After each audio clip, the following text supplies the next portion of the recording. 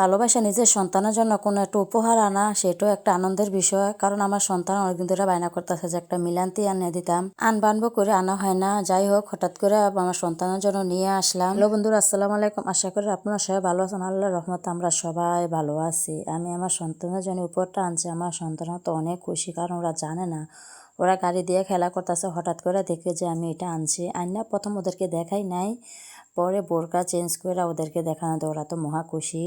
আমার সন্তানের অল্পতে অনেক খুশি হয়ে যায়। ভালোবাসা যদি সন্তানের জন্য অল্পতে আনার পর যদি সন্তানরা অনেক খুশি থাকে, সেটাও কিন্তু অনেক একটা শান্তি লাগে। কারণ কি, সন্তানরা যদি বাবা মার কথাটা বোঝে যে বাবা মা আমাদেরকে ভালোবাসা চাইয়ে দিছে, সেটা আমাদের জন্য অনেক বেশি।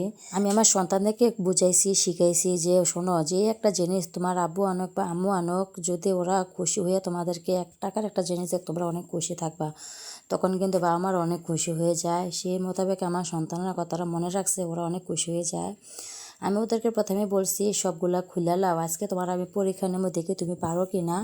ও বলতেছে আম্মু আমি কি পরীক্ষা নিবা তুমি আমার কাছ থেকে। আমি বলছি আমি সবগুলা খুলে দিছি, তুমি স্বরবর্ণ ব্যঞ্জনবর্ণ সবগুলো আবার আলাদা আলাদা করে সুন্দর করে সাজাতে পারো। যদি সাজাতে পারো তাহলে কিন্তু তোমার জন্য আরেকটা গিফট আছে। ও তো অনেক বেশি মহা খুশি, ছোটো মানুষ তো সব কিছু এলোমেলো করে লেছি, সব কিছু থেকে একটা সংখ্যা খুঁজ যায় না রাখা, সেটা তো অনেক একটা কঠিন হয়ে যায় ওদের জন্য। তারপরও ও চেষ্টা করতেছে।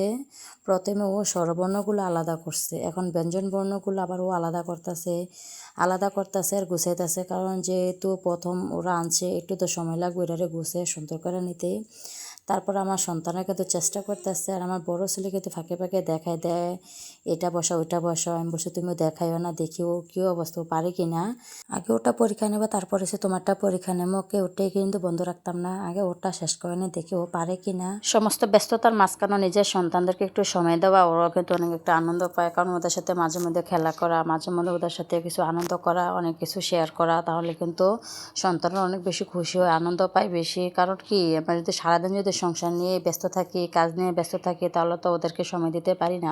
তাই সমস্ত ব্যস্ততার মাঝখানে নিজের সন্তানদেরকে একটু সময় দেয়, যেন ওরা আমার সাথে একটু মিশে বন্ধুত্বসুলভ আচরণ করে। মানে যে কোনো জিনিস নিজের সন্তানদের সাথে কিন্তু এখন প্রত্যেক বাবা মারাই বন্ধুত্বের মতন আচরণ করে। এখন আমার জীবনের সবচাইতে বেস্ট ফ্রেন্ড হয়েছে আমার সন্তানেরা। ওরাই আমার জীবনের সবচাইতে বড় চাওয়া পাওয়া, ওরা আমার জীবনের সব কিছু। ওদের জন্য কিছু করতে পারলে নিজেকে অনেক পূর্ণতা মনে হয়।